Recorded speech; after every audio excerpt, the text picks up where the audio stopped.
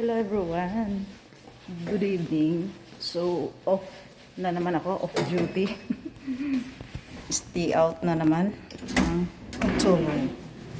So, sabi ng kasama ko, wag daw ako lumagpas ng 9. Hindi naman pwede na iwanan ko kung maraming hugasan. Sinabi niya sa akin, baka sinabihan siya ng matanda. Sabihin niya sa anak niya, pero kahit nasabihin niya, alam man iwanan mo guys, na marami bang hugasan. May time naman na kapag luto kasi ngayon kaya maraming hugasan. Pero pagka order naman, maaga akong makapahinga.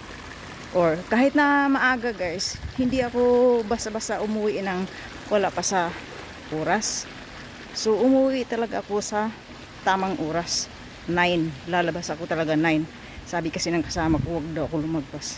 Hindi na mga pwede. Like ngayon, dami kong hinuhugasan. At hindi lang naman hugasan. Siyempre kung ano-ano pang inano doon. Si huling dumating itong amo kong lalaki. Nagluluto pa ako ng pagkain niya na fried rice. May pagkaki-crispy kasi yan. Hindi na lang ipaluto na lang ng isahan ba.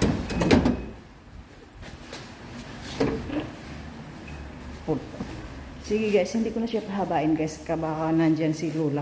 Minsan kasi pagka Monday to Friday, ang ginagawa ni Lola, nagmamadyong. Pero minsan naman maaga siyang umuwi. So, ayokong mahuli niya ako na nagbablog ako. Thank you so much for watching. And please, follow me. Bye for now. 10th floor pa ako guys doon kasi ako natutulog sa 10th floor. Ito ay magulang ng amo kong lalaki. Bye for now.